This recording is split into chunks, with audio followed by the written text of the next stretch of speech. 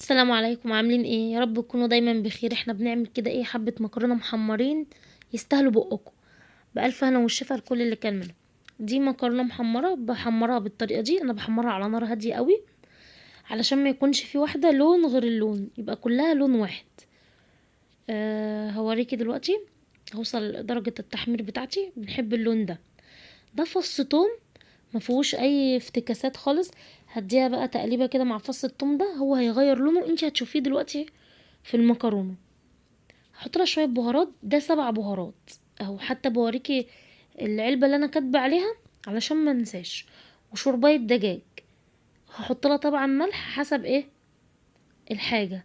هتشوفي كل حاجه. ده الملح بتاعي، ما كترتش ملح، مش ناسي ان حاطه شوربايه دجاج بتكون هي اصلا مملحه. هعمل ايه بقى تاني؟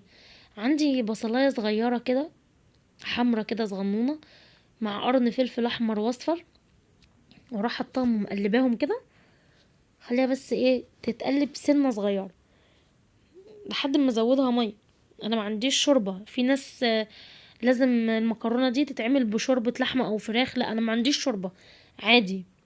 هسقيها بقى بحبه ميه وشوفي بقى شكلها يبقى عامل ازاي.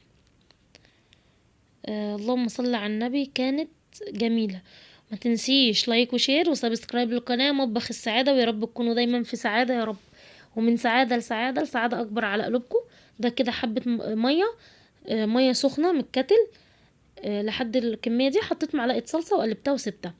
ده الفيجيتار، انا عاملاه في البيت، وهنزل طريقته ان شاء الله على قناتي. وممكن قبل ما انزل الفيديو ده انزل الفيجيتار الاول، فمش مشكله خالص. ده الفيجيتار انا اللي عاملاه من بواقي الفينو، وهتشوفي كل حاجه خطوه خطوه. وهوريكي الفيديو ده، هوريكي بقى. بص نزلت بيه في الزيت. انا بس هعرفك ان الفيجيتار مسك في البانيه ده، الكفر بتاعه كان تحفه.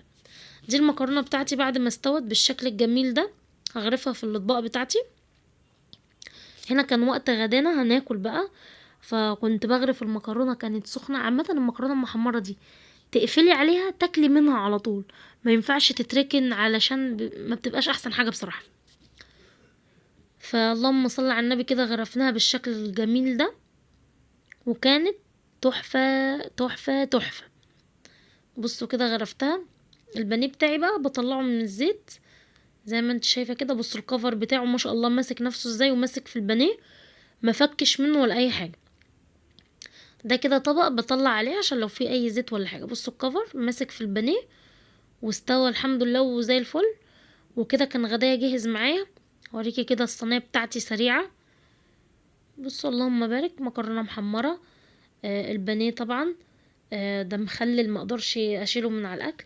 دي بقى ايه، كانت عامله صينيه بطاطس وفايد منها الطبق ده فسخنته، ما ينفعش اركنه او ارميه، احنا بقينا في وقت ما ينفعش نرمي حاجه فيه.